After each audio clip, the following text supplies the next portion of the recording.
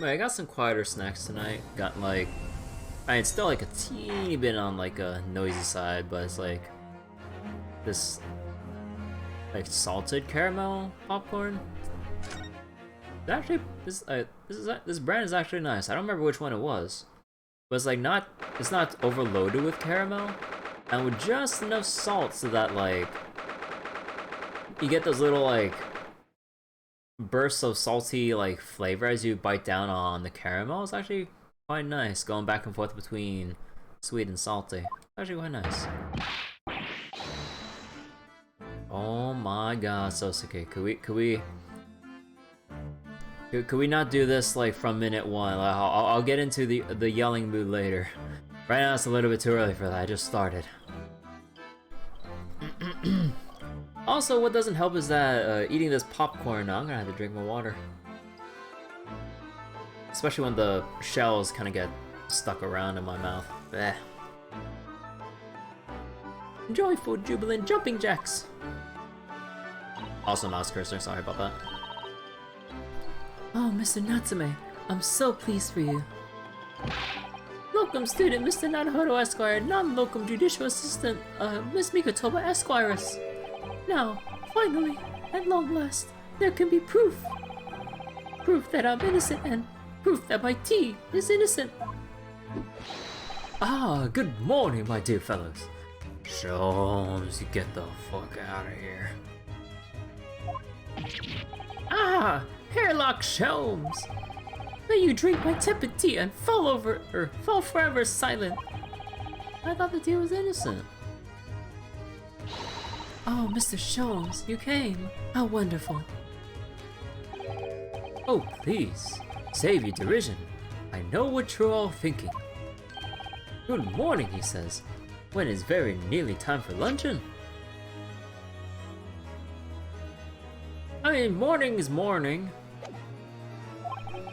Your scorn is written clearly across your faces.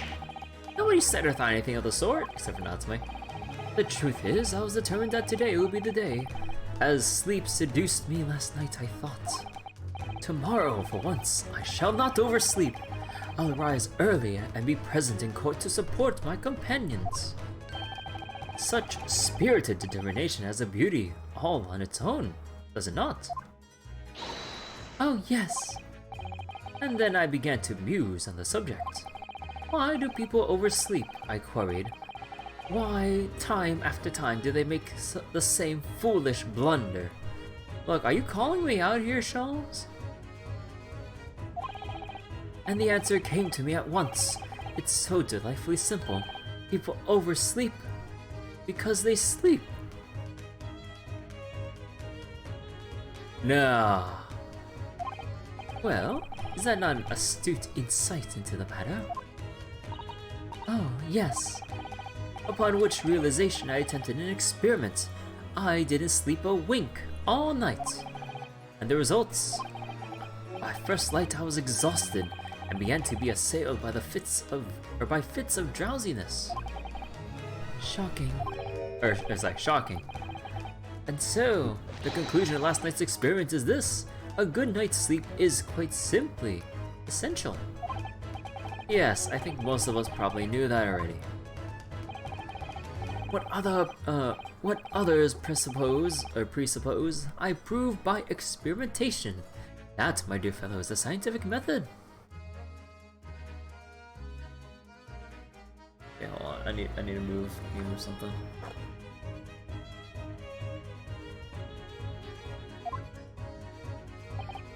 Ah, yes. And one more thing. You remember this? Oh. Yes, of course. It's the poison that Miss Green was about to drink at the hospital yesterday. Oh, you didn't manage to. It was a laborious task, as the bottle was near empty. But such inconveniences do not hinder Sholmes. I managed to confirm that it contained strychnine. So I was right. Perhaps, though of course such circumstantial evidence doesn't prove Miss Green's guilt. I shall leave the bottle in your care now, but licking the inside of the neck is not recommended.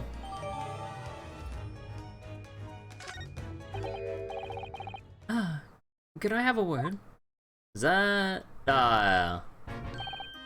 Ah, Gregson. How good of you to come.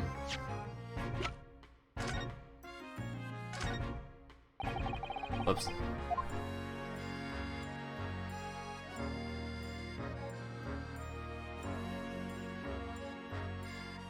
Nothing to investigate down here? Oh, that was a bottle. Or a bottom. So this is the poison we've been hearing so much about, strychnine. There are a few remnants on the bottom of the bottle here, look! You mustn't be tempted to try it. Of course not. As long as we don't lose this trial. Hold up. You know, that's actually pretty dark. No, even if we lose the trial. No, we mustn't lose the trial in the first place, Mr. Naruto. Make up your mind, Susato-san.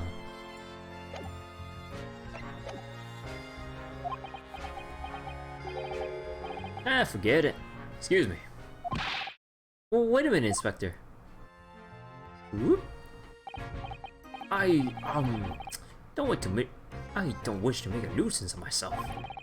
From the look on your face, I'd say it's someone else who you think is making a nuisance of himself. My dear Inspector, please speak freely. Pretend that I am not here. Oh, believe me, if I could do that, life would be a whole lot simpler for me. Do you have the results, Inspector, of the investigation of Mr. Shamspeare's room? Not yet.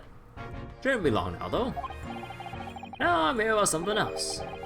That dead convict, actually. Oh, you mean the man from this newspaper article we discovered yesterday in Mr. Shamspeare's room? A man by the name of, yes, Selden. Well, I went through the archives at the yard and dug out the fellow's file. There's something in there that, well, caught my eye. Something caught your eye? What, Inspector? What? I've copied out the relevant parts for you so you can read for yourselves. Thank you.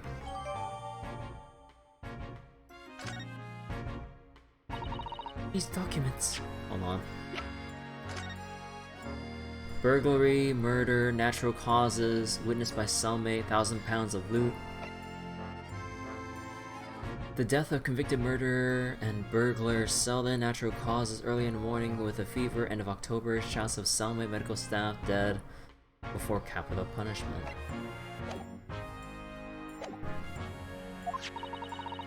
Include the details that were in the newspaper cutting we found in Mr. Shamspeare's room. I'll rearrange everything in the court records so we don't have duplicate information. Why are you giving us a copy of this important file, though? Well, you're the ones who turned up in the first place, aren't you? I'm just making sure things get handled in the proper fashion. Oh, Scotland Yard's workings are so wonderful. Indeed, my dear fellows, and the inspector here is a shining diamond in its crown. Shining diamond? In a rough, maybe. Oh, look, I just don't want to be beholden to a lawyer, that's all.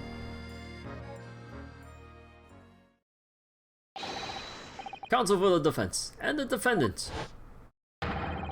Court proceedings are about to resume. Make your way into the courtroom at once. Well, I shall leave you then. I'll be listening with interest from the public gallery. Not nodding off at all, certainly not. Thank you, Mr. Shoulders. I'm rather tired of seeing Mr. Mustache in floods of tears, personally, so the best of luck to you. Locum student Mr. Naruto Esquire. Yes, Mr. Natsume.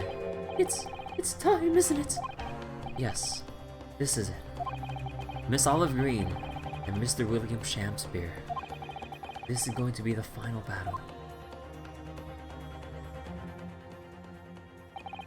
I won't really have saved Soseki-san until I've exposed the whole truth of everything that's been going on. But it's all coming to a head now. You can do it, Ryunosuke. Have to.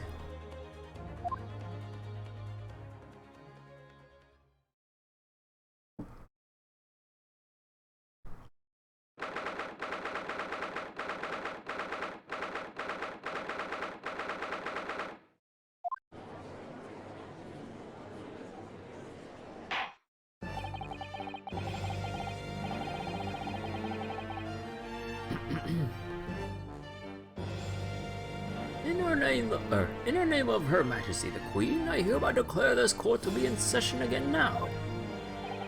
Before the recess, we heard a most startling accusation from the defense. Namely that the victim of the case we heard here only a few days ago is the true perpetrator of this incident. A reckless, rash, and prejudiced charge of wrongdoing in my opinion, my lord. However, the prosecution has tried to extend every courtesy to this amateur newcomer from dubious eastern shores. No racism. Thank you for that backhanded consideration. A rather cold assessment from the honorable British prosecutor, I must say. So, Lord Anziques, is a new witness present and ready to take the stand? Ready and waiting in the witness's antechamber, my lord. Very well. Bailiff, bring the witnesses in. Wait, what is she painting? Witnesses, state your names and occupations for the court, please. William Shakespeare, my liege. For mine occupation, I can only say only, that I be a tragic victim, to be pitied. Currently unemployed, in other words. Olive Green. I'm a fledgling artist. Well, no. Not fledgling, really. A hopeless failure who's too weak-spirited to admit she has no talent, I suppose. Also currently unemployed, in other words. What a coterie. Coterie? Mr. Shakespeare. My lord, I am thy humble servant. I'm afraid that you are no longer merely the victim in this affair. The possibility has been raised that you are in fact the assailant, intent on taking the life of your fellow lodger. The part you have played in this whole business will be thoroughly scrutinized, I assure you. I would for naught else, my lord. And Miss Green? Yes. You're aware of the reason you have been summoned to this courtroom today, I presume? Yes, the officer did explain. He said that I poisoned this ridiculous buffoon. And you accept the charge, Miss Green? I don't know anything about any poisoning. And I don't know anything about this man. Come, lady. Die to live. What? Verily, I know not thy prickly, pigmented personage. Very well. Let us proceed with the matter at hand. That being to ascertain whether or not Miss Green has any involvement in this affair. So very strange indeed. Why would you suspect me? I barely ever got to the East End anyway. It so happens that I passed by that neighborhood 6 days ago, that's all. On the night that this man was poisoned, I was still in the hospital, fighting for my life. Yes, having been unfortunately caught up in the incident on the street outside the Garrett household. An incident that rendered you unconscious for some 3 days. I was struck in the middle of my back by a knife, though through no fault of my own, and now I'm under suspicion. What other irrelevant things might I be suspected of? It's all very disturbing. Your energies may be better spent worrying about random knife attacks, I feel, Miss Green. At this point in time, all that appears to connect you with Mr. Shakespeare's lodging is the Briar Road incident 6 days ago. That's why. We would like you to testify formally now about exactly what happened. Oh no! The incident 6 days ago. You mean you want me to relive that awful accident? Unfortunately, yes. Please tell the court what happened that day. And of course, we will be interested to hear from you about your movements that day too, Mr. Shakespeare. Eh? But what happened 6 days ago has nothing to do with me being poisoned. Let us proceed then. The witnesses will present their formal testimony to the court on the subject of the incident that took place on Briar Road, the evening of the 17th of February.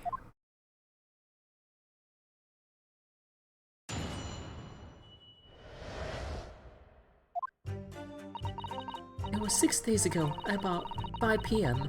I was walking along in the snow and I was suddenly stabbed in the back. Coincidentally, it just happened to be outside the house where the men in this case had their lodgings. I was at the tavern on the eve of which thou speakest, for I had bespoke my supper. It was the first time I'd been in the area. I had a little matter to attend to, that's all. Anyway, I was admitted straight to the hospital, so I knew nothing at all of this business. Yes, a second incident at a week, what I believe to be aptly described as the haunted lodgings.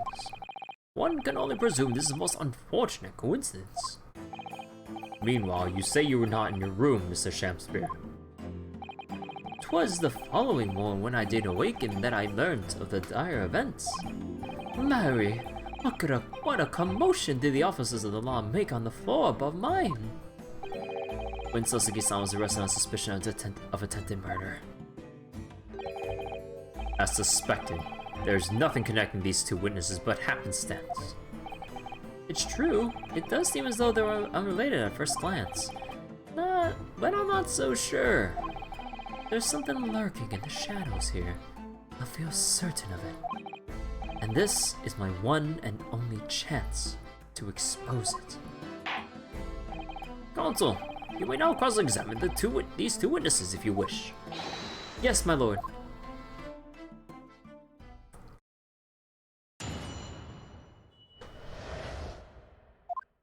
Dun, dun, dun, dun, dun. Hold it!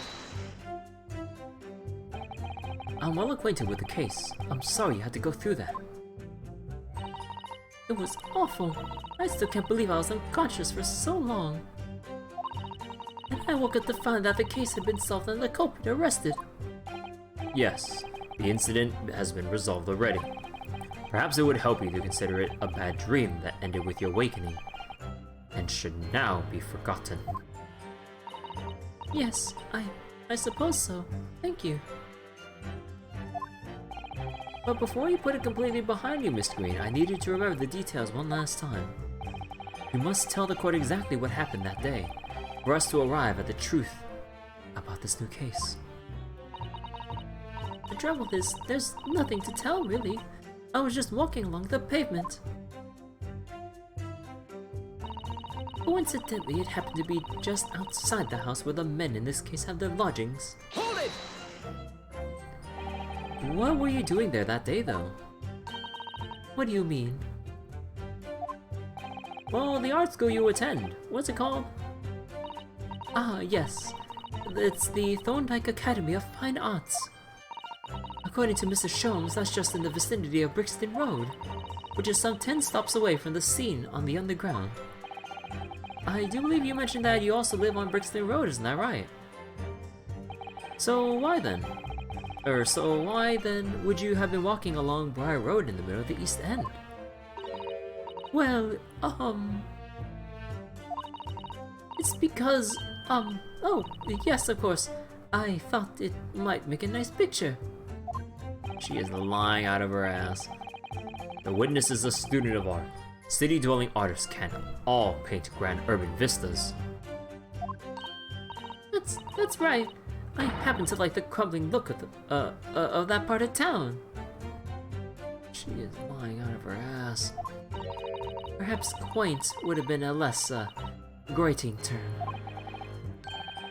The point is, she's definitely hiding something. Yes, it seems she's not going to be forthcoming with the truth. She's trying to hide why she was there that evening. It must mean there's a reason for her not wanting us to know. That's the key to this. And you, Mr. Shamspeare, on the evening of the incident 6 days ago, would you tell the court exactly, what exactly you were doing? Twould be my pleasure, sire.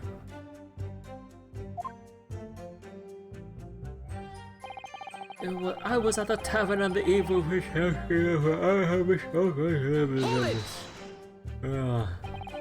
A tavern, you say? Which one? it was the Slug and Salad where I did tarry. There's a jewel in the East End. And a little unexpected, I feel. Hmm? What do you mean, Lord Van Zeeks? The Slug and Salad offers unusually fine dining, for the locality at least. Not an establishment you expect to be patronized by a man with not even a crumb of bread in his room.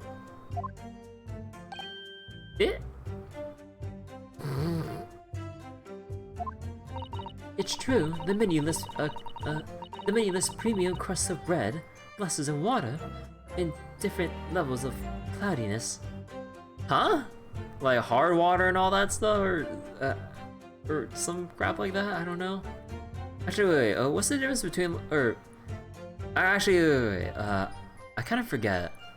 What exactly do they mean, like, when they talk about water? Sometimes they say, like, hard water, or something like that. It's like something about the mineral level, or something about that, right?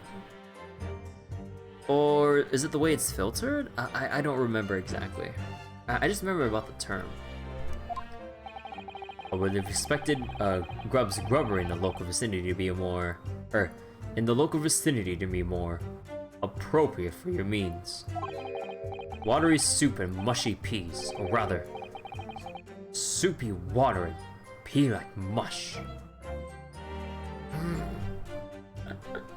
Hard water has minerals in it. Also just partially. Oh, hey Bryce. It seems like Van Zeeks has some kind of bad experience. You're doing some Genshin right now? Ah. Good luck with that. Also, speaking of things I need luck with right now, I need to keep boxing in FGO. All equally appetizing. I just want to try some water in a different pub for once. What's wrong with that? Bruh, do you even know the shit you're saying right now? Ah yes, the water in this pub feels quite different in texture. Some shit, I don't fucking know, dude. Was the water thicker over there? And yes, I know that thick water is actually a thing. Apparently, like, there's some legitimate reason, like, maybe, like, I think, like, for people with some kind of, like, throat condition or something weird with the throat where they, need to drink, thickened water or something like that. It's weird. And then I think I remember watching that one YouTube channel, like, it's like this one YouTube channel where this guy, like, chugs, like, any drink of anything. And this guy chugged, like, a whole thing of thick water. I'm like, oh my god. No, the water tastes like brass. This water tastes more silvery than coppery. Ah, yes, it's more rich than the copper water.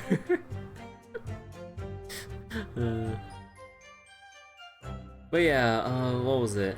I also remember for an April Fool's video, like that guy just like, I'm gonna chug the ocean.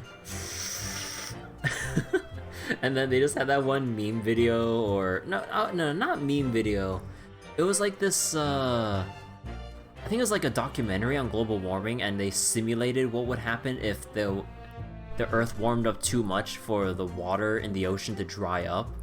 And then they just like switched out the video feed and just sucking all the water on the planet dry. It's so dumb.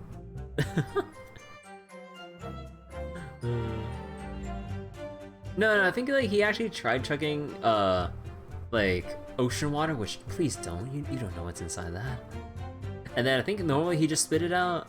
But then I think like someone edited the video for the world drying up and all that. It's so dumb. I don't remember that YouTube channel's name though, but I remember my friends kept telling me about it like at the time. How different can water really be? Well, you see, this water's harder than the other. I don't know. Or perhaps there's a more plausible explanation. A specific reason why I had to go to that particular establishment. Agreed. The fact that on that day of all days, he dined at a place he wouldn't normally. It does stand out. So for Mr. Shanspear's own actions on the day of the incident 6 days ago were slightly suspicious. I wonder if we have some evidence that can explain those actions. So, specific reason to go to that establishment.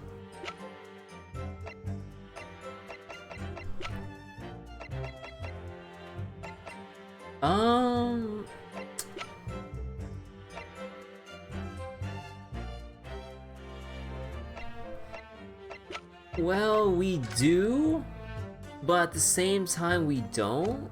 We have the end piece of the envelope, but we don't have the letter itself directing Miss Green to go to the tavern, wherever it was. Not right now. We need Olive Green to present it to us.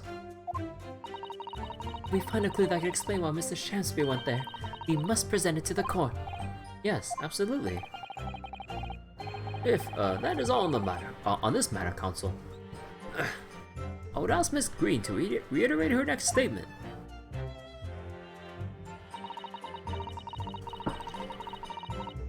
Hold it!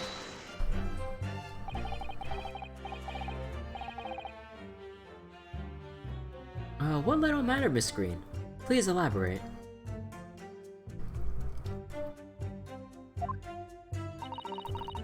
It was nothing really. It's not worth mentioning. May I remind you that you're in court, every little detail could be relevant. If you remember, you mentioned it to us yesterday at the hospital. Ah. It was related to the card you were holding. Miss Green!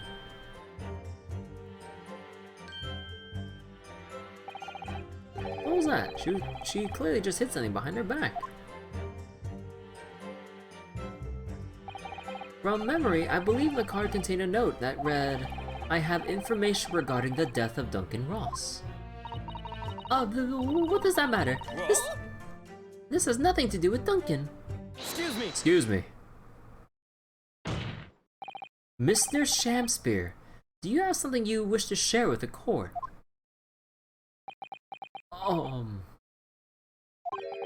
To be or not to be? That is the question. No, the question is, what do you know? Ah, pray forgive me. The great bard's words springeth from within me, with ne'er a thought. Don't tell me. It's because you're possessed by Shakespeare's spirit, right? Hearing Miss Green's words a moment ago seemed to make you think of something. Something of relevance, perhaps. Oh, well, nay, sire. 'Twas nothing at all. Presumably you know the name, though. Mr. Duncan Ross, I mean. After all, you were both lodgers in the same house. I would it were so, but sadly nay. Lodging being a lonely occupation, sire, my lodging fellows be really known to me. So you haven't heard of him, even though he passes away in the room just one floor above yours. Miss Green. Me, my lord. Have I done something wrong? A card that was mentioned before containing the note. Do you have it upon your person? I do, yes, but I don't need it anymore. In fact, I should throw it away, really. Oh, before you dispose of it, the court will take it in as evidence, please. Well, that's where you fucked up. Of course. That's what links Mr. Shanspear and Miss Green. It's Duncan Ross. Now continue with your testimony, please, Miss Green. Anyway, I was admitted straight to the hospital, so I knew nothing about all this business.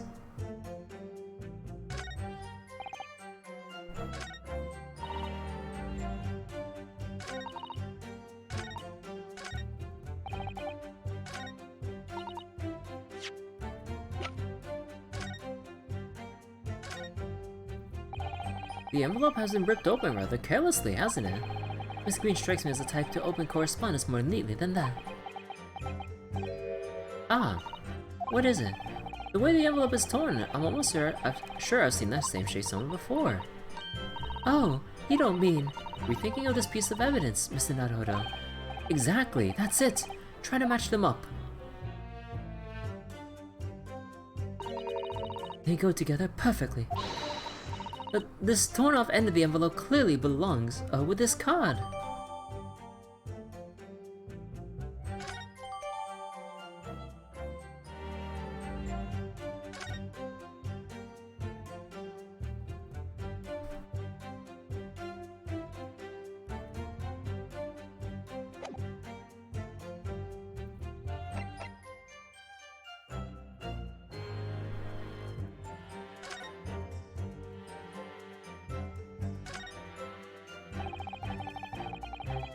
The envelope that contained the note to Miss Green and the torn off end we found fit together perfectly.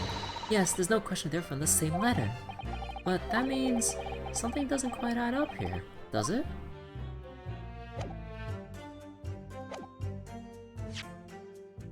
Wait.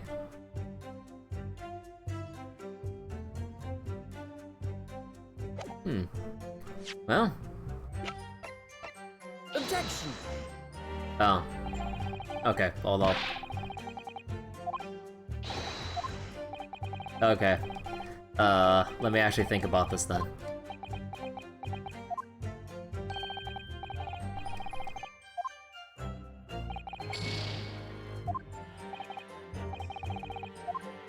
Oh! Oh, right, I'm stupid, I'm sorry. I'm sorry. Hold it! We need to present the link from the press.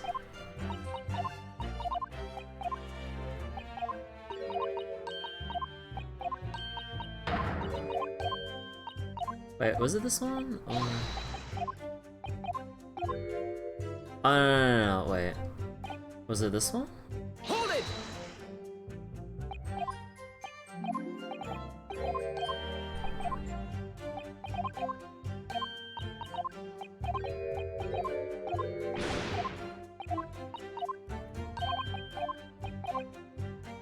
Yeah, sorry, yeah, I meant this one. Mr. Shamspear. Yes, sire. On the day in question, is it not the case that you visited the Slug and Salad, a place you don't normally patronize? For a very particular reason. I don't know what you're talking about. Pray, if thou hast some purpose, speakest. Very well. I will present the court with evidence. Evidence that explains why you had to be at the Slug and Salad that day, namely... Take that! I believe this card reveals the answer. Good lord, Miss Green's card, you mean? Yes, that's right, my lord. It reads, I have information regarding the death of Duncan Ross. Come to the Slug and Salad on Briar Road at 5 p.m. on the 17th. Don't tell anybody else about this letter or the meeting. It is a matter of utmost importance. Mr. Shamspear, your actions on the afternoon of Miss Green's stabbing are exactly as described in this note. Ah! Personally, I find it rather hard to believe that's a coincidence. Don't you, Mr. Shamspear? Well... Excuse me, can I say something? Yes, Miss Green. That card was delivered to me. It doesn't have anything to do with this odd man, does it? Well, you'd think so, yes, but it's hard to believe that's merely... My lord, may I? She's deflecting so hard. May you what, Miss Green? I'd like to make something very clear about that card. Very well then, you may amend your testimony to include details about the peculiar note.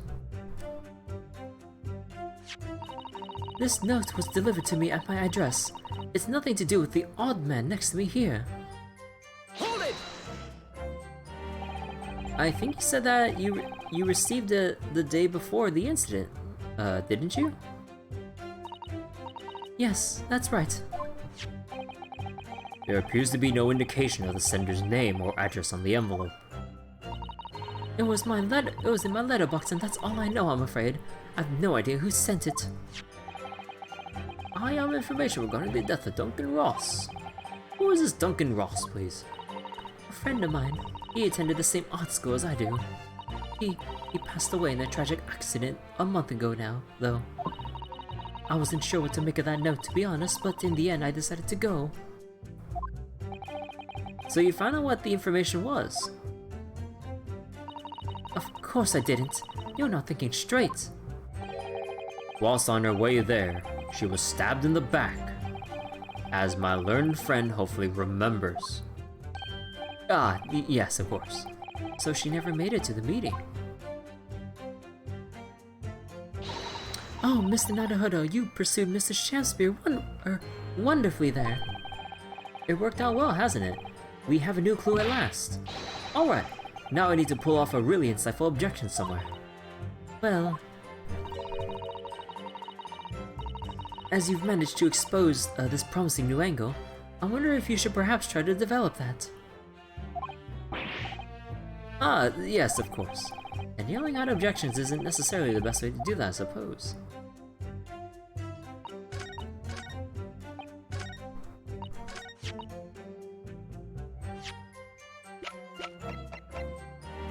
Objection!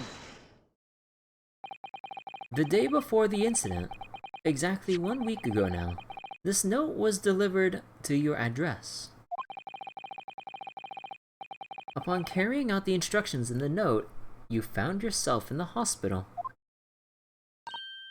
Yes, I did. It's terrible, everything that's happened to me. Yes, it is terrible. If it's all true, that is. What do you mean? Miss Green, have a look at this, please. It's the torn off end of the envelope. Oh, is it? And it so happens that it fits together perfectly with the envelope of the note you received. Where did you find that? In Mr. Shakespeare's room. In my room? Mr. Shakespeare, do you perhaps remember this note from somewhere? Well... Your actions that afternoon follow the instructions in the note to the letter. Come to the Slug and Salad on Briar Road at 5 p.m. on the 17th. And so that's exactly where you went.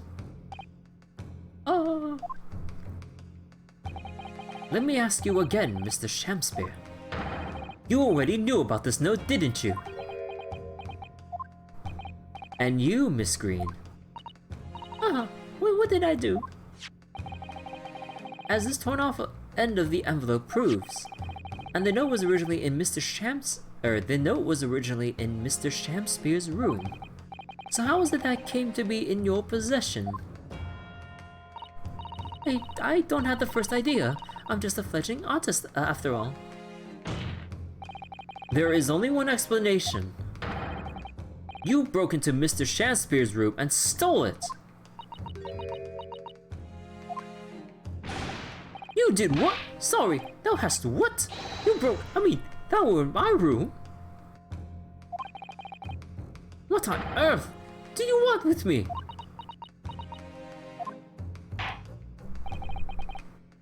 It would seem that both witnesses need to testify again.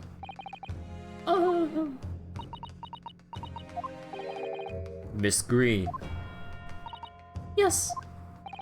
Whilst you have the court's sympathy, I'm sure, for the suffering you've endured in recent events, anyone found to be giving false testimony in the court of law will be duly punished.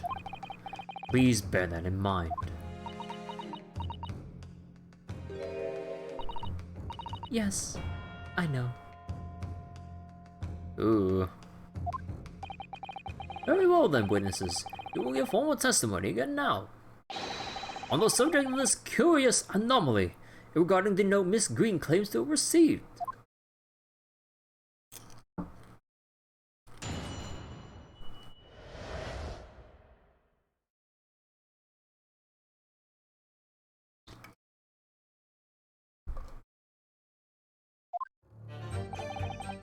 I do remember now.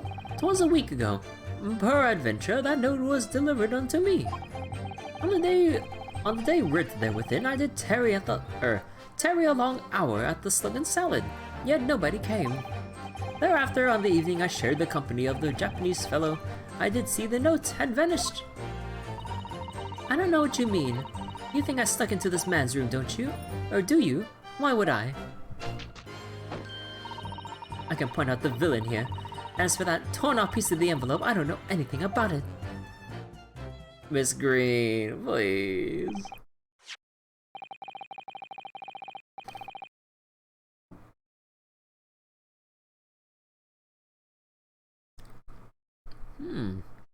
You now claim to have received this letter, do you, Mr. Shakespeare?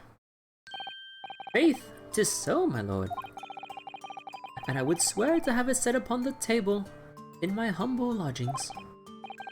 Yes, yet 'tis clear to me now that since I returned from the tavern that night, I've not laid eyes upon it.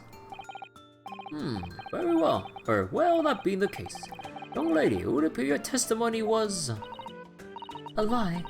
Is that what you think? How unfair of you to think I'm the one lying, when you actually lied to the court. I beg your pardon? I'm just a fledgling artist, I said, and fledgling artists don't lie. That note was delivered to me at my address. Besides, we all know who the liar around here is. If that's true, Miss Green, how do you explain the facts? This part of the envelope was, without a question, found in Mr. Shakespeare's. I don't see why I should explain. Sorry. I'm a fledgling artist. My job here is just to say what happened, that's all. It's your job to give the explanations and the proofs. You, the fledgling lawyer. The fledgling will do his best. Evidently, my learned friend's cross-examinations are only hope of learning the truth. Well, counsel. I'm ready, my lord. Very well then.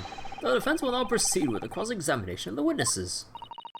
Miss Green clearly did break into Mr. Shakespeare's room. There can be no question of that. And that's how she acquired the notes.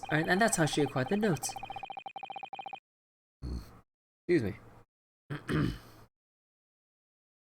Two facts that are starting to lead me to a possible explanation for all this. And it's not a pretty one.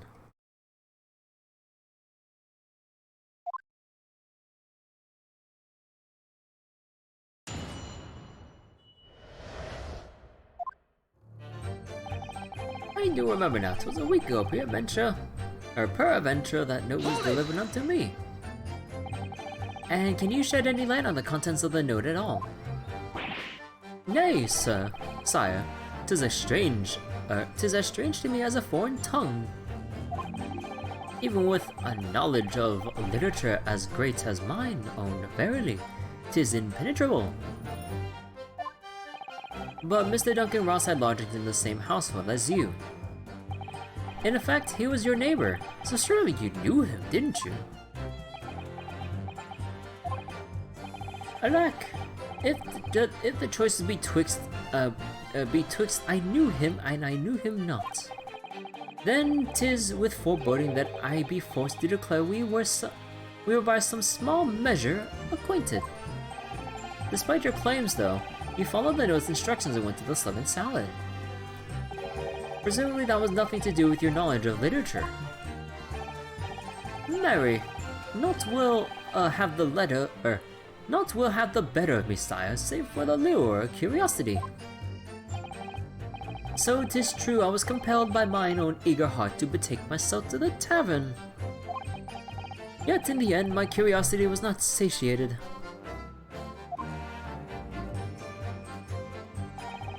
On the day therein, I did tarry a long hour at the Slug and Salad, yet nobody came. Hold it! So even after waiting for an hour, nobody appeared. Well, yes, sire.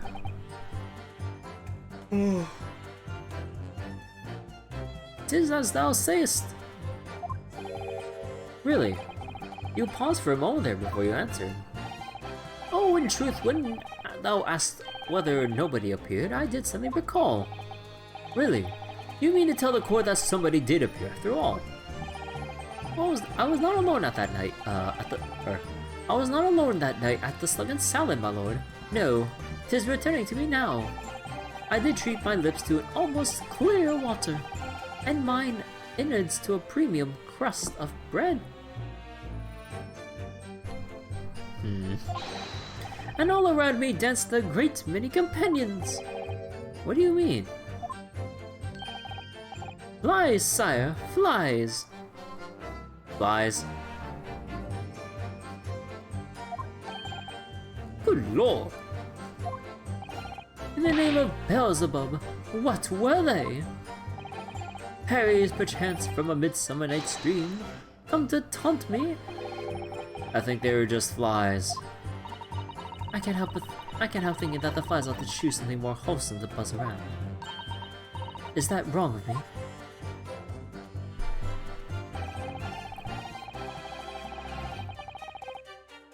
Hold it! Oh, so I'm crashing right now. Oh god. It shouldn't take that long to wrap this up. When exactly did you notice it had gone missing? Such idle thoughts ne'er occupy my mind. I am busied with greater ideas. In other words, you didn't notice. Several days passed between your outing to the tavern and Mr. Natsume's visit in your room. Oh yes, it would appear that the note disappeared sometime in the interval. Such idle thoughts ne'er occupy my mind. I am busy with greater ideas. And yet during that time Miss Green was comatose in the hospital, was she not? Clearly then she could not have been stealing things from Mr. Shakespeare's room. Ah, yes. Yes, of course. It's all some sort of misunderstanding, isn't it, Mr. Prosecutor, sir? You have so far failed to give a satisfactory explanation as to how you came by the note. Ah. I'm not here to advocate for your defense, madam. I won't tolerate inconsistencies in your story. You would do well to remember that. Oh, dear me. Well, what's Lord Van Zeek's getting at? I don't know what you mean. You think I stuck into this man's room, do you? Why would I? Hold it! It seems that this note was actually delivered to Mr. Shakespeare about 1 week ago. Oh, does it? But for some reason, it ended up in your possession.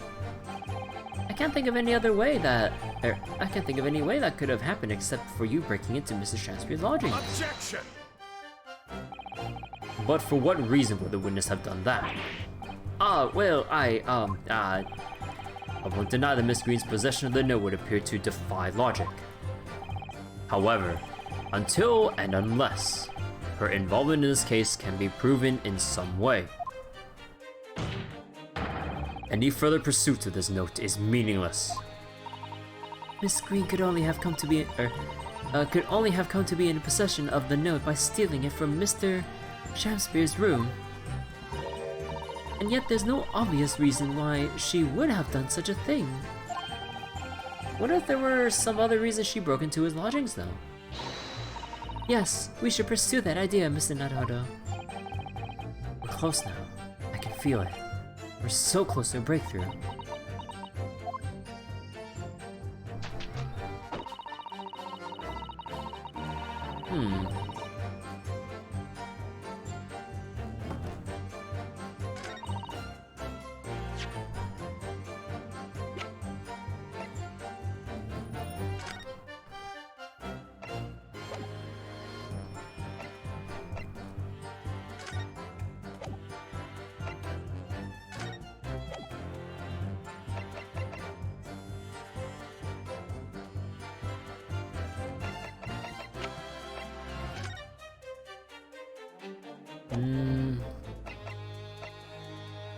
Why go into the room? I wouldn't just show this again. That doesn't necessarily make sense.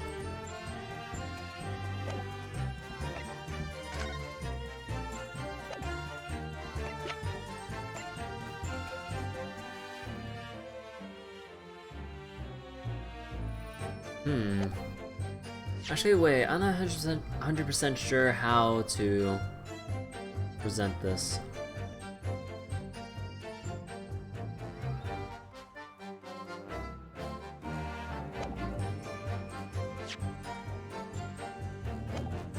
So, a reason why she broke into Mr. Shamspear's lodgings specifically. So a reason why she would have broken in.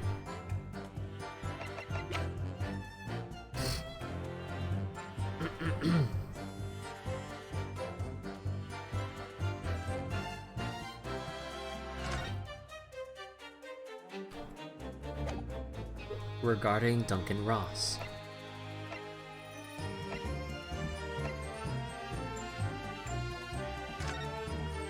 I don't think presenting this would do anything. No, I think the strychnine or the poison is later. The only thing I can think of is the picture of Garrett and Duncan here. Like, this is the only thing that's like remotely connected to why she would have snuck in. Oh. Wait. Duh, found in his room. Although, how would she know about it? Unless she wanted to find something that connected Duncan and Shamspear together? Let's see. I'm pretty sure, with all the other evidence, the only thing that speaks out to me is that photograph of Garrideb and a Duncan. Because, like, Duncan's kind of like the key connecting point between Miss Green and Shamspear. Objection! Yeah, no. How do I establish... Okay, how do I establish why she would have wanted to break into the room? Hold it! So you don't want to tell the court the truth about the letter, is that it? I'm a fledgling artist, remember? Artists are nearly always introverted characters. Introverted? Fie! This fledgling doth readily cast aspirations about my nature. Yet I'm an angel, a seraph. Birds do harmonize with my song, and the wind doth frolic on my wing. Oh pity, wherefore dost thou accuse one so pure of heart, ample woman? Pure of heart? I don't think so. Even a fledgling like me can see you just a failure. Ooh, damn. Tragedy! Thou shalt not know the true heart of an artist until thine instruction hereafter by death. Oh, the days, oh, the years! Alas, to enlighten thee, thou must wait so long, and in vain. Oh my god, this guy. Mr. Naruhodo, interject with some clever remark. This is your chance to shine. I'm no Shakespearean actor, Mrs. Sato. No, as far as I can tell, the only thing that's going to resolve this argument is evidence, yes. It's clear that Miss Green did in fact break into Mr. Shamspear's room, isn't it? And that's where she found this letter. So she found the letter in Shamspear. How did she know to look for it? Yes, two more or less foregone conclusions that led me to one terrifying conclusion. Terrifying? Yes. I'm afraid to say that the outcome of this cross-examination may well change how we look at this case completely.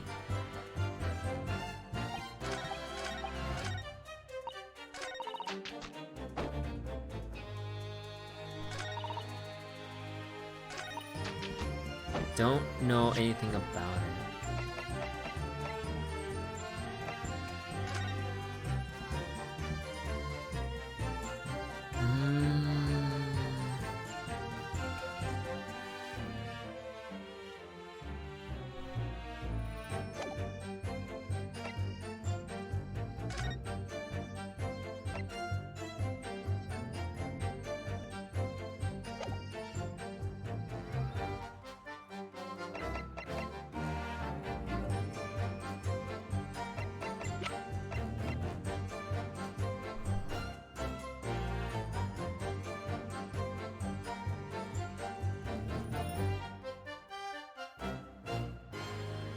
Uh...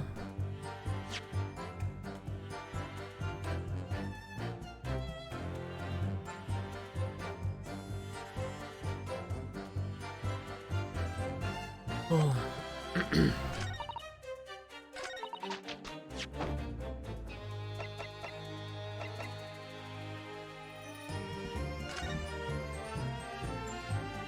I don't think the teacups are... Nah.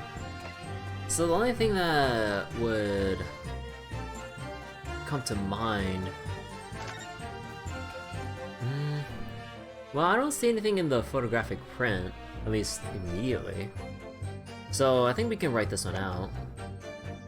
Medical report, I mean...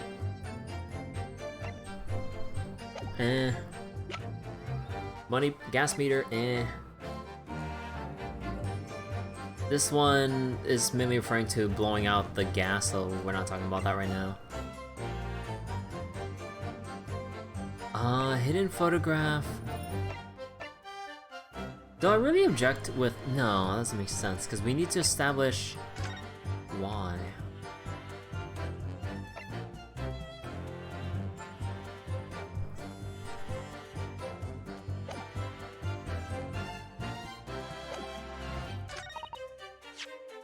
Why would she break in? But I already showed the photograph, right?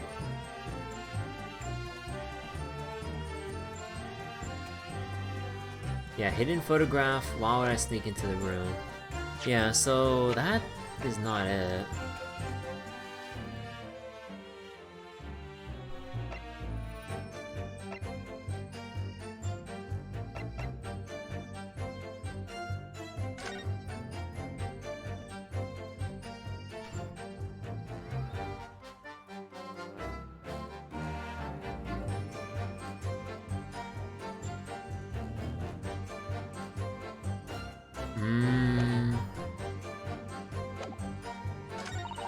You can point out the villain. As for the piece of the envelope, don't know anything about it, but why? So it has to be here. Hold it!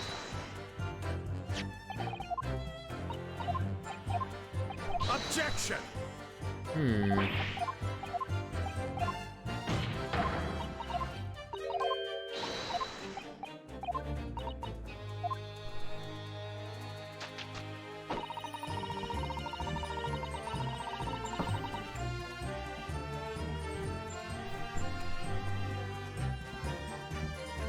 Yeah, so...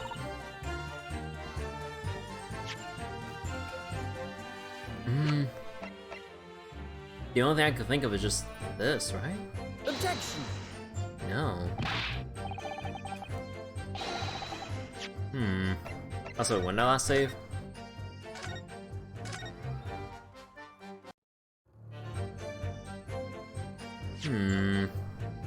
Objection! Yeah, no, not that part. Is it really the bottle of poison? Objection! Oh, I was thinking about that, but I was like, I thought we go a little bit later before we make the poisonous, or before we make the poison connection. I was thinking about that. Oh, but it does make sense at that point. Because how would Miss Green come into possession of the strychnine at the hospital? No traces of poison left at the scene of the crime. And yet, the same exact compound was in Miss Green's hands, just before she was about to drink it.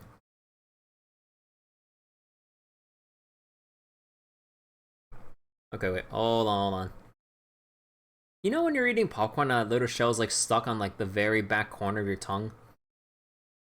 Yeah, hold on real quick. Oh god.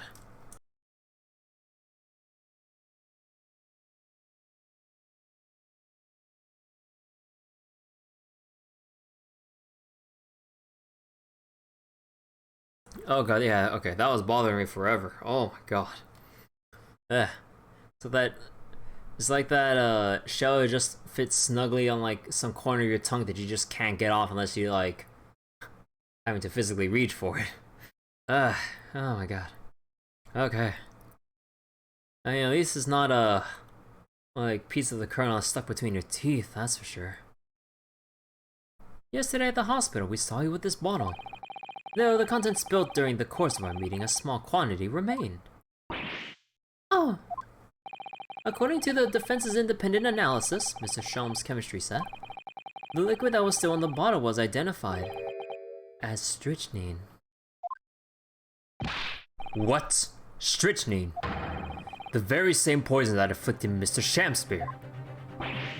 oh, Miss Green, you broke into this man's lodgings for one reason, and one reason alone. Well, is this like, I mean, again, it's always one of those things where I have a feeling about something, but I just never say it until the game makes it abundantly obvious. Or to avenge Duncan's death, isn't it?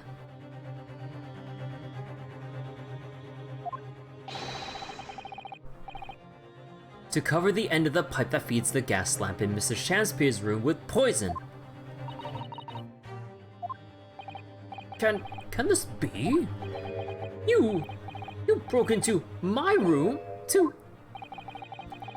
It may seem incredible to the court, but from the remaining clues, there's only one logical conclusion that we can reach. The person who attempted to take Mr. Shamspeare's life with poison was you, Miss Olive Green. oh dear, oh dear me.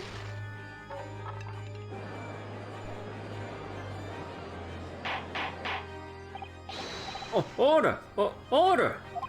Counsel, are you seriously suggesting this woman put poison at the end of the gas pipe with intent to kill? Yes, my lord. There's no other way to explain the facts. What if Miss Green did indeed set this odious trap 6 days ago, and the victim had put his mouth to the pipe that very evening as expected? The attempted murder would have happened 6 days ago, surely! Well, that's a very good point. Perhaps not, my lord. Oh, Van Zeek's throwing us a bone here. I beg your pardon? There was a significant police presence in the area that evening on account of the incident on Briar Road. Local residents were being interviewed throughout the night as part of the ongoing inquiry. A circumspect criminal would likely have chosen not to carry out any wrongdoing at that time. Lord Van Zeek's? And of course, the following morning there was more activity at Mr. Shamspeare's address. More activity? Oh, yes. You mean his fellow lodger, Mr. Natsume, being arrested on suspicion of murder. That's right. And as the defense has already proposed, Mr. Shamspeare was meddling with the gas in the pipe for a very sinister reason himself. To cause the gas stove in Mr. Natsume's room to go out, thereby asphyxiating the occupant. But once Mr. Natsume had been arrested, his room was under constant surveillance by the police. In the circumstances, Mr. Shamspeare had no reason to blow air into the gas pipe. His intended victim being in a prison cell, with the need to tamper with the gas removed, the poison on the pipe lay dormant. And then, 3 days ago now, the situation changed again. Right! Mr. Natsume's trial, which took place here at the Old Bailey, came to an end. The trial in which the man stood accused of stabbing Miss Green in the back, but was duly acquitted. Then, that resulted in Mr. Natsume returning to his lodgings for the first time in 2 days. And that very night, his gas stove mysteriously went out, and Mr. Shamspeare was mysteriously poisoned.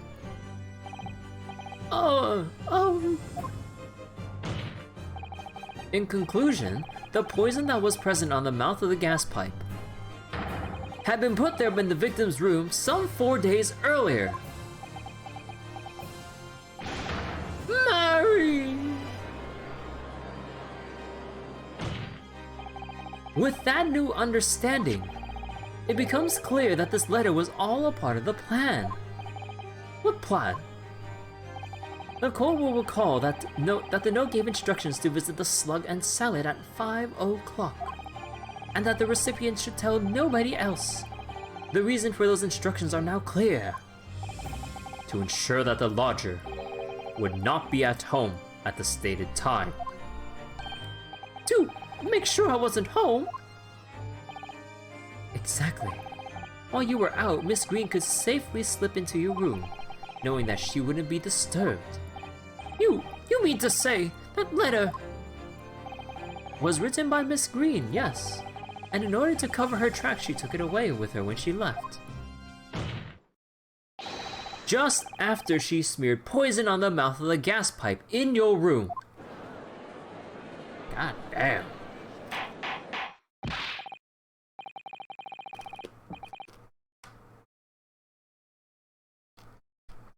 Well, one second.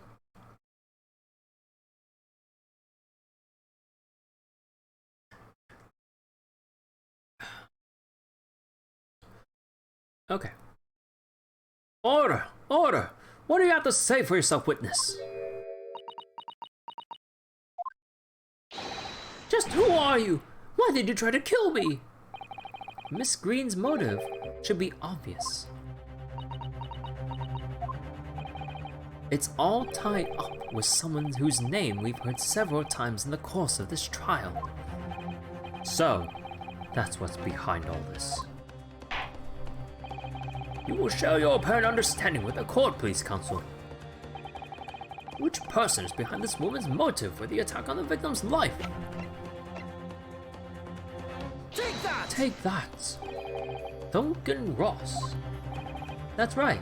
Before the defendant, Mr. Natsume, took up residence in the lodging at Mr. Garadeb's, somebody else was renting the room. Mr. Duncan Ross. I knew I heard the name somewhere else. It was all over the papers a month ago, when the man died in strange circumstances at the haunted lodgings. That does ring a vague... Oh! Of course, yes, I remember now! The young man they claim was strangled by the convict's curse or some such. Sadly, my lord, it wasn't a curse of any kind, nor was it an accident. The man died as a result of Mr. Shakespeare blowing into the gas pipe, causing the gas to leak into his room.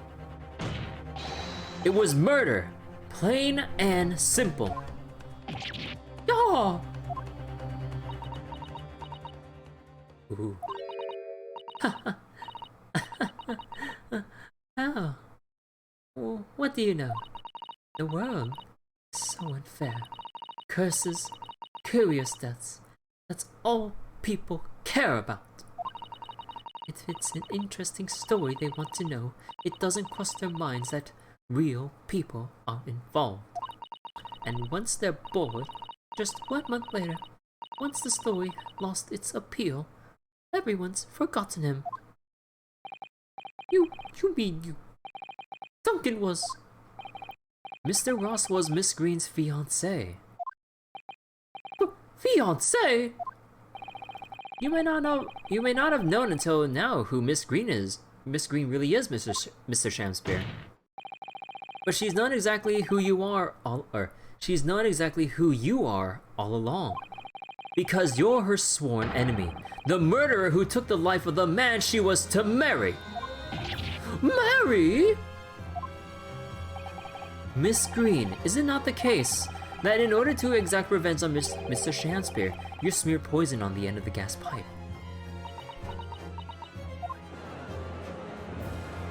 Oh, I just love she's standing on the crate. This is all quite extraordinary. Am I correct in my understanding that you now accuse both parties, counsel, each on different counts of murder?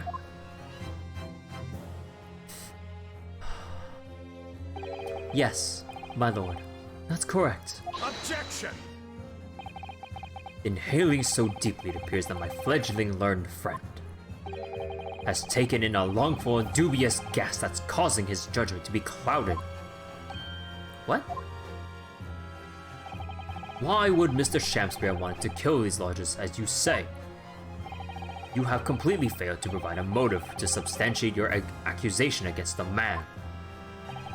Yes, that's right, Mr. Reaper, my liege. I have been slighted. 'Tis lies, 'tis all lies, I deny every utterance. And you'll have to forgive me, Mr. Naruhodo, sir. But I don't intend to admit to anything either. Miss Green, I'm sure you'll think I'm being very rude, but I'm not going to be sent to the gallows for the likes of this scoundrel! Objection! But you broke into the man's room! If you didn't do it to smear poison on the pipe, what was your reason? I thought I'd have a look around, is all. Sorry. You're right, I suspected him. So I thought perhaps I might find some evidence or something in his room. Evidence that it was him who took Duncan's life. Oh vileness! Oh villainy! Oh tyranny! Oh rotundity of women! But in any case, whenever I leave my room, I do turn the key in the lock. That whole place is falling apart. The locks on the doors are no different. Duncan showed me once how to unlock the door with some terps and a piece of wire. Oh, awfulness, awfulness! Oh, tyranny, oh, profanity of woman! We will consider your trespassing on some future occasion, but for now, let the court tell the court what you found. What evidence your search revealed? Well, I spotted the note that I'd sent him lying on the floor. When I went to pick it up, I noticed something. One of the floorboards was loose, and underneath it, I discovered a secret hiding place. Eh? Yes, we also discovered that hiding place. Inside we find a newspaper cutting, a photograph, and an empty tin box. Ah yes, well the thing is, when I found it, the box wasn't empty. Oh! What? There was something in it. Yes. This rather nice key. Ah! What are you doing with that? What the? Okay, well, I need a drink for that. Oh shit. Every ounce of color is drained from his face. Give it here! Give it to me now! It's mine! I inherited it! What was that, witness? What did you just say? You inherited it. I know. What's all this about? He inherited that key? It's obviously important to you since you've gone to such lengths to hide it, so I took it. I don't know what it's for, but you took something precious from me, so I took something precious from you. So what if it means you can't open something now? I don't care. Give it back this minute! Give it to me! Calm yourself, witness. So Mr. Shanspeare has tried, and in one case succeeded, to take the life of 2 lodgers now. Yes, his motive for doing so is the key to everything that's happened. It's true that there appears to be no motive to support the accusation against Mr. Shanspeare. At first. But considering everything we now know, I think there's actually something that could explain it. What? I need to recall every piece of evidence at our disposal, everything we've seen and heard. Because I'm sure that I just caught a glimpse of the link that runs through all these events. In that case, counsel, I must demand that you present evidence to the court in support of your claim. What is it that you can say, or what is it that you say can explain the motivation for Mr. Shanspeare's alleged crimes? Take that! That's an official police report, is that not? The Selden file. How did you get a hold of that? Selden! The now sadly deceased Mr. Ross and the defendant Mr. Natsume have only one thing linking them. The fact that they had lodgings in the same room. Well, yes, we know this, certainly. A room that was formerly occupied by Selden. Until, that is, he was arrested by Scotland Yard for his involvement in multiple burglaries. I see. And it so happens that the convict Selden left behind one very substantial mystery when he died. A sum £1,000 worth of loot that he stole. which as yet remains to be found. Oh, yes, of course, it's coming back to me now. It's written in this file here. 1,000 pounds lost en route to hell. That was how the paper summed it up. And it seems that one particular fellow inmate was with the convict in his final moments. It's not hard to imagine Selden entrusting that inmate with his most closely guarded secrets. The location of the stolen loot, and perhaps a key to unlock whatever container the valuables were in. You were his inmate? Or his other cellmate, I mean? Sham spear indeed. Oh, you mean this key is... Mr. Shamspear, it was you, wasn't it? You were at the capital offender's side when he died, were you not? What are you talking about? This is a false charge, I tell you. A false charge. The name of the inmate who was with Selden at his death isn't noted in this file, but a simple telegram to the prison where he died will quickly tell us how false the charge really is. But even if it's true, why would the man be so intent on killing every subsequent occupant of the convict's lodgings? There's only one explanation for that, my lord. It was in that very room that Selden hid his loot.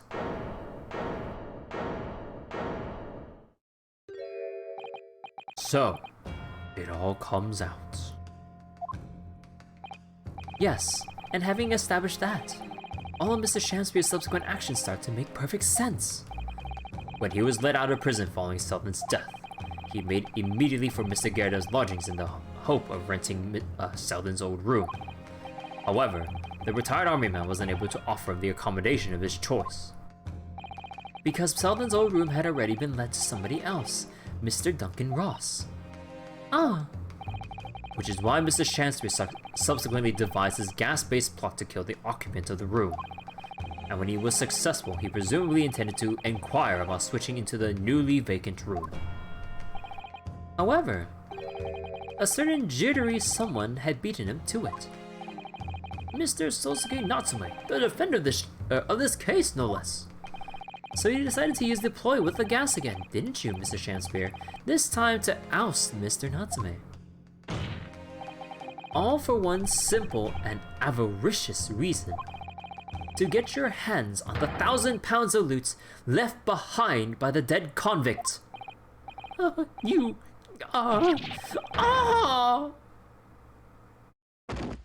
Ooh.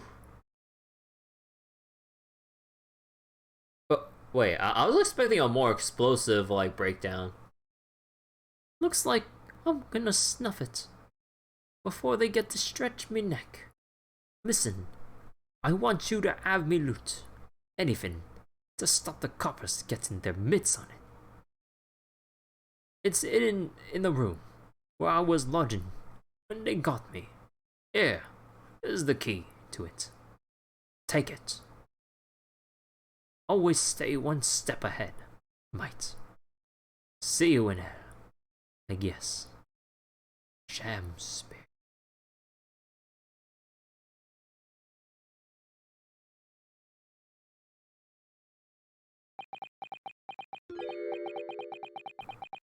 It's mine. Huh? What did you say? What did you say? It's mine. That loot is mine. Oh shit! Mr. Shamspear? It's all lies. I don't accept any of it. Why should I? After all, you don't have a shred of evidence. You can't prove I killed that fellow. Forsooth, I'm the victim here, remember? Isn't that right, ladies and gentlemen? If I don't admit to it, there's nothing you can do. You can't arrest me. For the time being, anyway. Verily, you can't arrest the victim, can you? Isn't that right, ladies and gentlemen? I'm so close. I just need a few more hours. I swore to myself then I'd get my hands on it. And I can almost taste it now. You really think I just give up? There's no question in my mind now. This man is guilty through and through. But he seems so utterly intoxicated by the idea of that loot. I'm afraid that however hard you press him, he'll never admit to what he's done, Mr. Naruto. There is a way. Pardon? There's one way I can finish him. No. He's already committed the most heinous crimes to get his hands on that loot, which means all we need to do is find it first. A fine plan. Were it not for the fact that the police thoroughly searched the room following the death of Mr. Ross. If it's there at all, it must be very well hidden indeed. Without conclusive evidence, I certainly cannot rule. If only there's some way we could find the convict's loot quickly. Sholmes! Sholmes! We need you!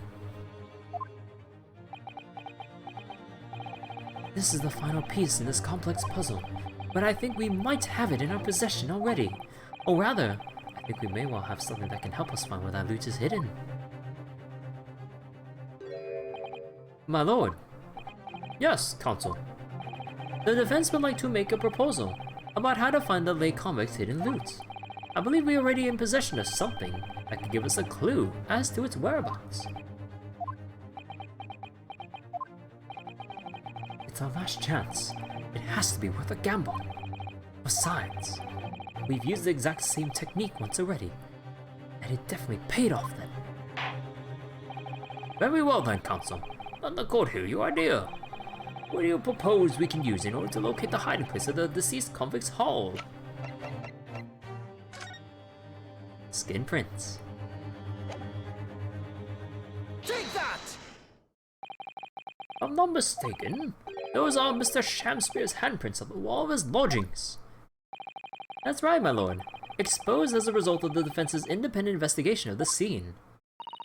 Based on a wonderful new discovery in the field of forensic science by the great detective, Mr. Sholmes. A great detective? Is that some kind of joke? You really think I'm going to be daunted by a man with such a ridiculous title? I think the great Barge ought to recognize such a title when he hears one, Mr. Shamspeare. What is he doing here? What's he doing right here? Perhaps we should compete for the honor of the most ridiculous title. Ah! 'Tis Herlock Sholmes himself! What are you doing here, great detective? Your usual haunts are the filthy back streets of the capital, are they not? Ah, Mr. Reaper, it's been too long. And I see your complexion has worsened since we last met. But Mr. Sholmes, he does know Lord Antiques then. Well, not to say something like that in any case. Mr. Sholmes, though you may be heralded as a great detective by the population at large, that does not give you the right to come and go in my courtroom as you see fit. If I may, my lord, Mr. Sholmes' newly developed scientific method has helped us uncover vital clues in this case already. Clues, you say? I call them skin prints, my lord. My method identifies every location touched by an individual under scrutiny. It's the method by which we were able to ascertain this gentleman's gas pipe activities. Oh! You only need a small sample of something the individual has previously touched to make an indicator solution. In your case, sir, I used the teacup that you've been holding. Elementary. So now, Mr. Naruhodo. Ah, yes. What am I to use as a sample to make the indicator solution this time? Thank you for offering to help, Mr. Sholmes. When the convict was arrested, he was living in what is now Soseki-san's room. We need a sample to help locate Selden's loot that's hidden in his old room. What form will the sample take?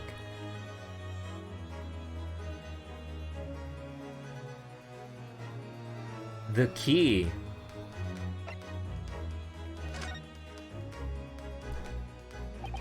We will need something of Selden's in order to create the indicator solution to find his loot, and something the convict owned happens to be in the possession of somebody listed in the court record. Upon my word, Mr. Naruto, your powers of reasoning appear to be on the up. So, which particular person do you have in mind? From whom can we obtain a possession of the late convict Seldon to create the indicator solution? Take that! Miss Green!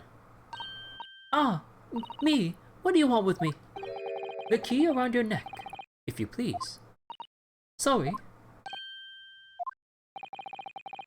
That key belonged to Seldon. There will be remnants of secretions from the man's skin on its surface that we can use. Very true. That is the sample we need. Using it, we can create the indicator solution required for Mrs. Sholmes' skin print seeker. And find out exactly what Seldon touched in the room that he used to rent. Oh! Mr. Shamspeare, as one great to another, I assure you. Then the late convict's hole is hidden somewhere in his former lodgings. I shall uncover it in no more than 30 minutes. Oh! So, Mr. Shamspeare, the truth is well within our grasp now, and as such, you will never get your hands on Seldon's stolen wealth. Oh! Ah! In that case, I'll gladly let Mr. Sholmes have this key. No! Give the key to me! The detective shan't have it! It's over, Mr. Shamspeare. No! No! You're out of options now. There's only one thing left for you to do. Admit your guilt! Well... Oh, shameful spear!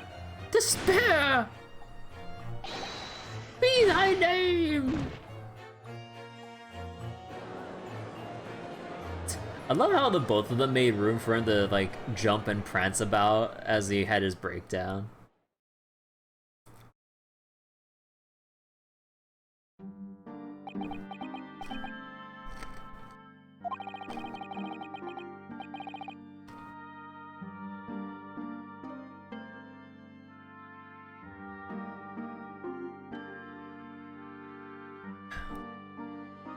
I never intended to kill the man. I just wanted to drive him out of the room.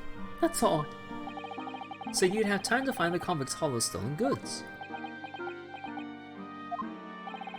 Yet after you killed the young man, you still didn't move into the room. I asked the landlord, of course. I pleaded with him, but he refused. Why? I was 3 months behind with the rent for one thing. Mr. Garrett really has had a lot to put up with.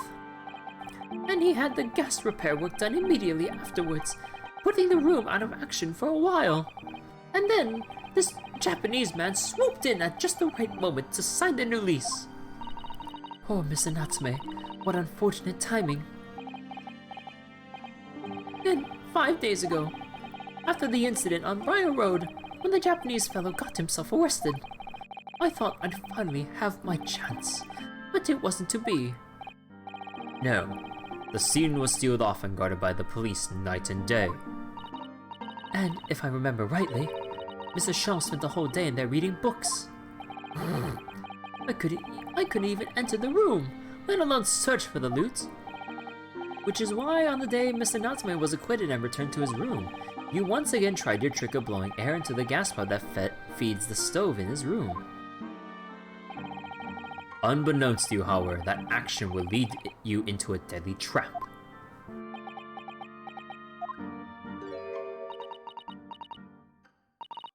William Shamspeare. How does it go? To be or not to be? That is the question.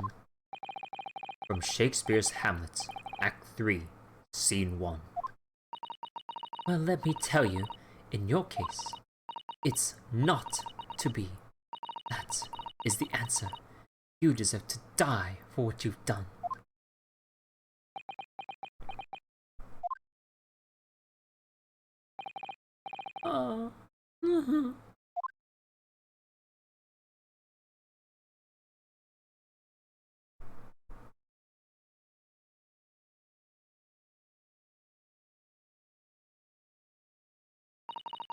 At first, I really did think it was just a terrible accident.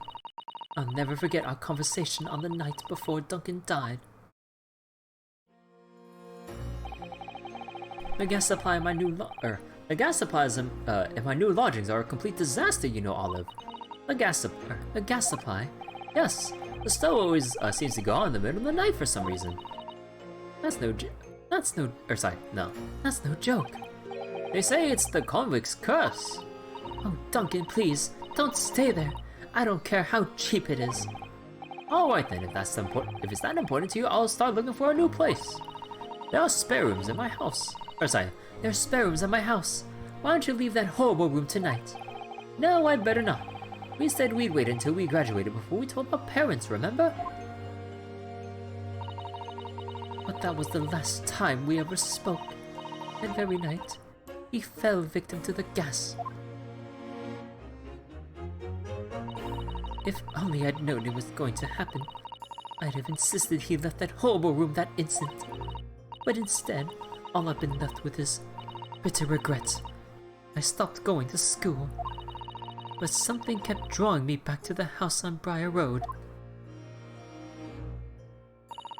I saw a stooped Eastern man with a mustache coming out of the house one day when I was there. He walked up the road to Grub's Grubbery for some food, so I followed him and sat myself down next to him. He had some watery looking soup and started to pick a quarrel with the publican. That place is cursed, I tell you! Cursed! That ghost of a convict who used to live there is trying to suffocate me! I wake up in the middle of the night, freezing to death because the stove has gone out. That room is full of gas and I can hardly breathe. But the pipes have been checked. No problem there. It's like I'm the problem. That's what they're thinking. But how could that be? Duncan was gone and now this man had almost suffered the same fate. Could it really be a curse? Then I remembered a rumor I'd heard about how the gas companies go around investigating gas installations. A rumor? You mean... Yes, everybody's heard the stories, it seems, about how they go around checking the pipes. Oh, anything connected to the gas can be extinguished by blowing air into the pipework. That's when it started. A little flicker of doubt in the back of my mind that just wouldn't go away. Was it really an accident, though? Once I had the idea, it wouldn't leave me alone. It plagued me day and night. So I bought this at one of the black markets in the East End. A black market? I'd never been. I just heard people talk about them, and you really can buy anything you can't think of there.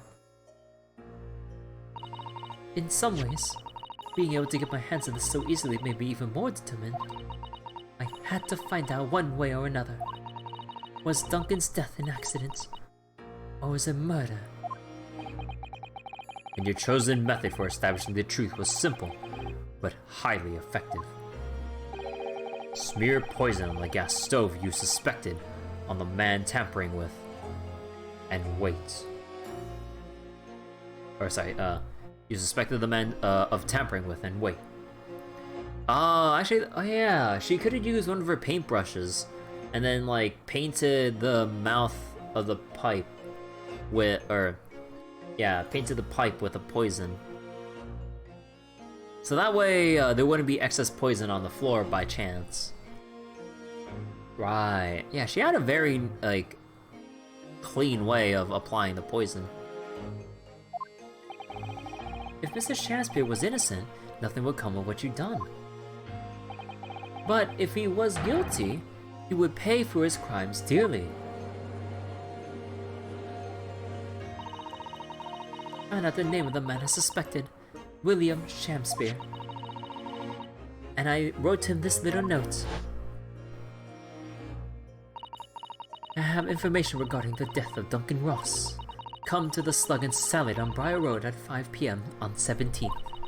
Don't tell anybody else about this letter or the meeting. It is a matter of utmost importance.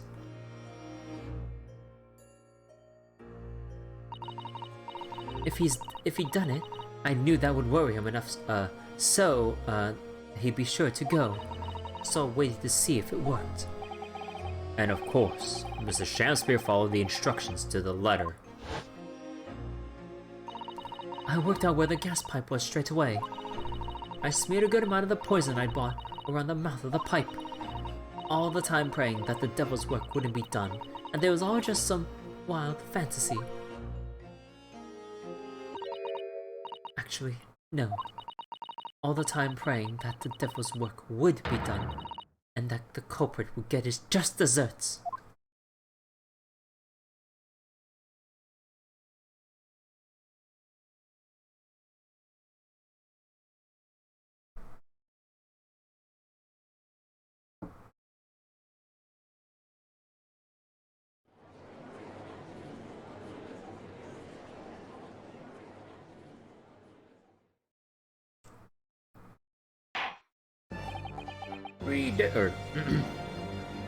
Three days ago, when you were first stood in the dock before me, this whole affair seemed relatively straightforward. Yes, my lord! I certainly never imagined the depths of depravity that we should subsequently find lurking behind the scenes. It has been a long road, my Nipponese friend. Oh, yes! And one I certainly didn't envisage walking with you. Nevertheless, together we have reached the light at the end of the tunnel, as it were. Miss Green. Yes, my lord. You will henceforth be stripped of your freedom, as punishment for the attempted murder of Mr. William Shamspeare. Yes, I know. And you, Mr. Shamspeare, you will be tried for the murder of Mr. Duncan Ross in cold blood, and the subsequent attempted murder of Sosuke Natsume here at present.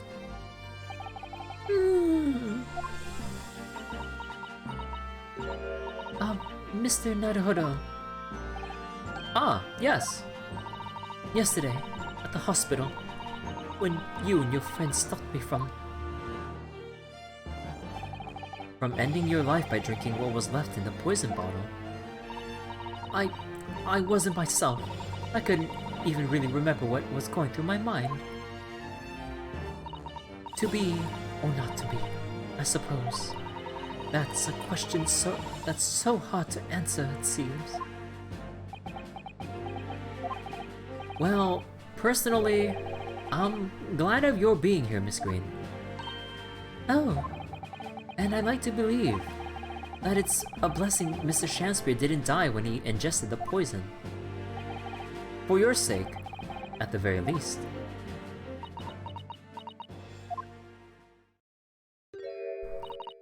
Because of you, I chose life, not death. And now you've made the truth come out at last. Really, I can't thank you enough. Oh, Miss Green. Mr. Sosuke Natsume. Yes, my lord. The court declares that you are exonerated from all blame in this matter. Accordingly, I would call upon the ladies and gentlemen, the jury, to present the verdict of not guilty. We are in full agreement, my lord. In that case, I hereby declare the defendants not guilty. Woo! Party!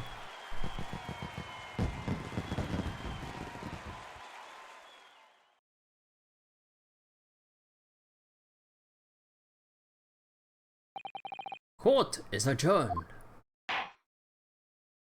We did it. Hey.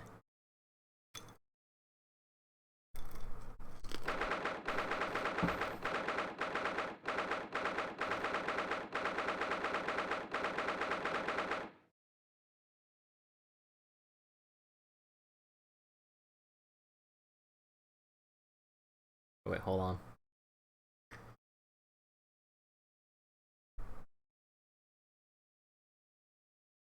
Okay, you know about the thing about the current being stuck in my tongue again? Okay, hold on. Ah.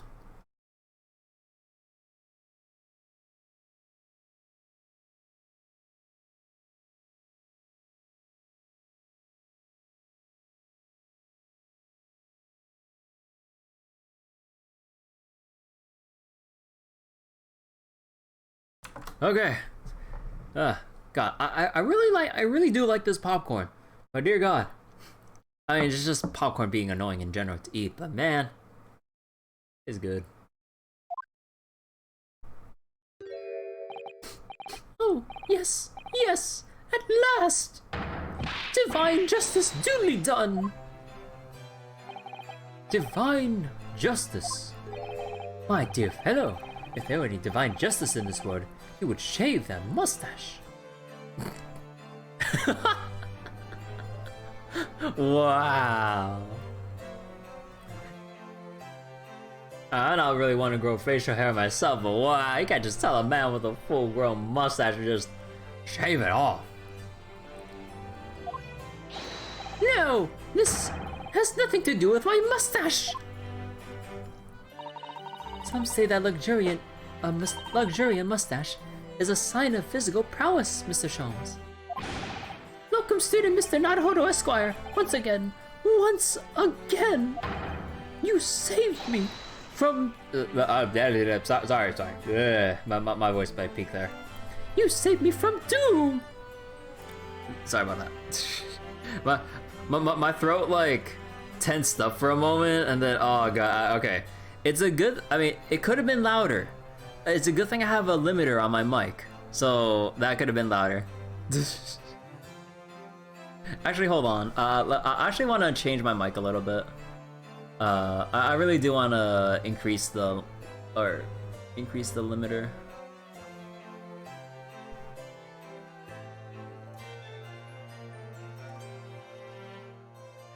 Oh no, sorry. Decrease the threshold. There we go. So let me try something real quick. Okay, there we go. I'm trying to judge the... maybe my sound might... Actually, I'm not sure what my voice sounds like as it hits like the threshold of the volume limiter. But I'm just judging by the meter that's on OBS right now, and it's definitely moved down a bit, so it wouldn't be as loud in case like I have a little dumb moment where my voice just cracks or peaks like that. Okay. Hopefully it's not too bad. But anyways. Oh wait, I need to refocus on the game. There we go. I'm very happy to have been able to help Mr. Natsume. Congratulations on your acquittal. You're second in almost as many days. I was first acquainted with and gained affection for English literature whilst in our great homeland empire. And then, by a twist of fate, I was brought to the land that bore fruit of that literature. Only, the city of bricks and mortar became my prison. Try as I might, I never found my feet here. In the end, I confined myself to my room and lived life through friendly old books. You've had such a difficult time, haven't you? Ah, but a week ago now. I dragged you out of that dark and dingy room of yours, did I not? You did, and I've seen more of life in this week than I have all of my years to date. And for the first time, I feel I've begun to see the true face of the English that's so far been hiding. Sorry. That's been hiding from me. Behind the wall of fog. My dear fellow, there's nothing special about the true face of the English as you put it. Wheresoever one goes in the world, humans are human. There are few genuine differences. Yes, I think you're right. I finally started to see that, and I've come to understand something. England sucks! I worked out why I was attracted to English literature in the first place. It made me that, whatever our nationality, we humans all have the same hopes and fears. We are all just doing our best to live. Well said. I've come to feel the same way. I've made a decision too. I'm going to cut short my study tour here and return to Japan. What? Just when we've become friends here in England, What a terrible shame. Oh, I know. That does tug on my heartstrings, it really does. But I decided I'd like to take everything I learned here in Britain and write something of my own. A novel of sorts, I suppose. Oh my. You'll be creating your own literature, Mr. Natsume. How wonderful. Oh, well, no. I mean, I wouldn't presume to call it literature. Why not? When that is precisely the definition, Mr. Mustache. I suppose you're right, yes. It will, in a way, be literature. But as of now, all I know is that I'd like to try my hand at writing. I have no delusions of grandeur. I, for one, would love to read your work. Well, all things considered, it may be for the best. After all, you have once again emerged victorious from a battle with the Reaper. Ah, that's very true. And there is no salvation for a person in the dock when the Reaper is the prosecutor. The desire to return post-haste to your perceived safety of your homeland is one I quite understand. My goodness, yes, faced with such a terrifying prospect. Nobody would consider that cowardly, I'm quite sure.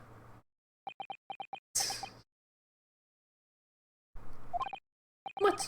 That's not why I'm leaving! I mean it! Objection! Oh, he objected himself. And that was the case that we found ourselves embroiled in 6 months ago now. Sosuke-san did indeed return to Japan and submitted a report about both cases to the government. It was on reading that report that Professor Mikotomo was prompted to visit the scholar. And barely any time later, Susato-san was given the news that she must return to Japan as well. On the back of a telegram stating falsely that her father had fallen gravely ill. The only possible explanation that comes to mind is what happened after the trial, on the following day. The day that we uncovered the loot, hidden by the now deceased convict in his former lodgings. Excuse me?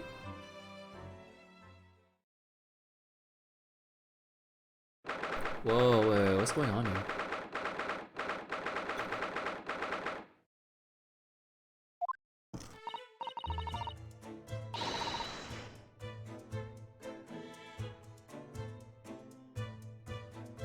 Oh, well done, Mr. Sholmes.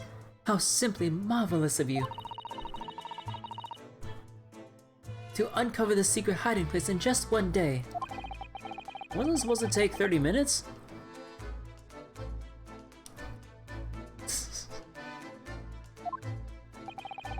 As I believe I told you, my dear fellows, skin prints are extremely useful in such situations.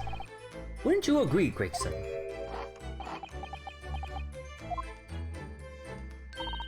Gregsy's been happily munching in agreement, this whole time, you know, Hurley. Happily. I think perhaps humorlessly might be closer to the truth.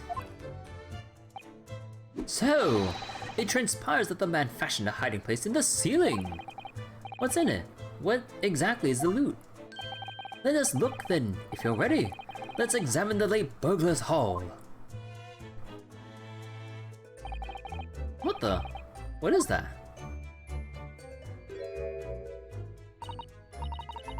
It looks to be some sort of neckband or collar. Wait.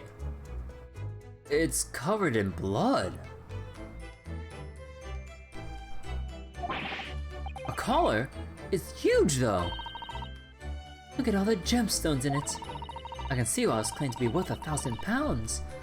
Or perhaps I could have it as a belt. Oh, have you noticed the inside there? There are some dark stains. You don't think it could be blood, do you? I mean, there's quite a lot of it. On second thoughts, perhaps I won't have it as a belt. Then of course there's this emblem here. A large letter B and a small crown. That's a B?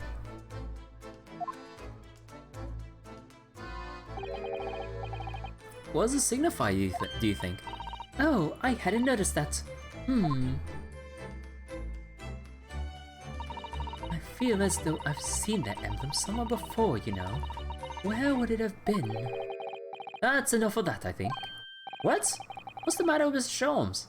Sholmes, you can't keep holding out on us. All the color is drained from his face. Well, Inspector, I believe you ought to be taking this. Oughtn't you? It could be valuable evidence after all. Must be kept safely under lock and key. Ah, yes. Get your grubby hands off that, you lot. Hand it over now. No way. Then we get arrested. I've never seen a collar that large before. And all those jewels certainly look to be extremely valuable. But that's not what stood out the most to me. At least, not once did I notice it. Those dark marks on the inside of the collar. Those stains. Could they really have been... blood?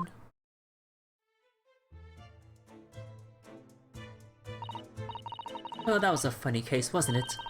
But it's all buttoned up now. No, not really. It's more like everything's been buttoned up but the middle part. I was like, yep, it's buttoned up. I was like, but what about that one? We don't talk about that one. And you look very pleased, Iris. I am, because I was starting to wonder what I could use as the basis of this month's story in the magazine. But this case would be perfect. It's been so fascinating. You're talking about the latest installment of the Adventures of Sherlock Holmes, I presume. The mystery of the knife in the mist, and the mustached man and the convict's curse, perhaps. I can make it a two-part story. Oh, I can't wait. A word, please, Iris. Yes, what is it, Hurley? I'm sorry, but you can't write about this case. It's out of the question.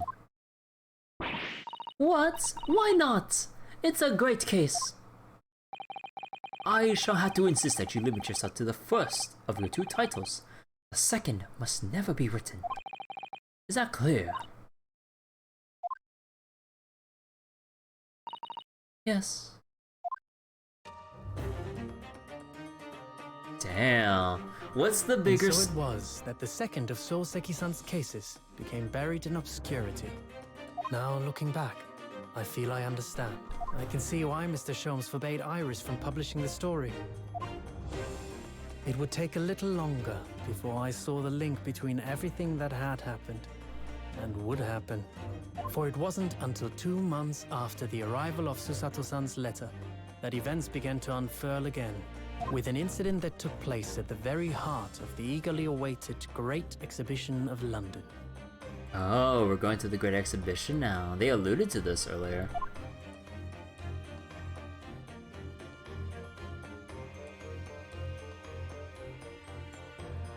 God damn, what a cliffhanger though. Oh my god. So wait, what's cases 2 or 3 3 4 or 3 and 4 going to be? The Return of the Great Departed Soul.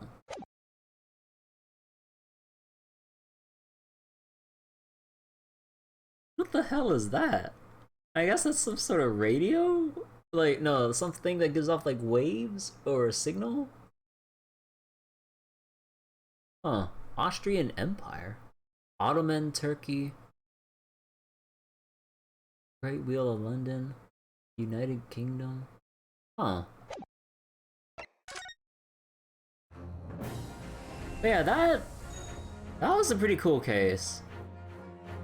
Yeah, like, man, I didn't think they'd actually wait until, I mean, maybe it was kind of, it's pretty obvious. But yeah, like, to have to wait until this game to get more information from Mr. Shamspear, who we saw earlier in the first game. Oh my god. And it all went back to Olive Green's, like, plan for revenge. Oh my god. But what the hell? Wait, but what the heck is the link between that collar? Did I see that kind of collar somewhere before? Wasn't in that one newspaper in... in episode 2 of last game or something. Although capital letter B, or a large letter B, with a crown. I maybe just think Britain, but not sure.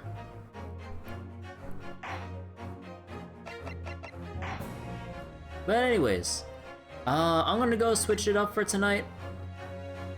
I don't think I'll begin case 3 just yet. And I think, what was it? I know with that a cliffhanger like that, I really want to see case 3, but I think I might want to switch games to, or switch like to a different playthrough, and then come back to case 3 a tiny bit later. So yeah. In the meantime, gotcha time.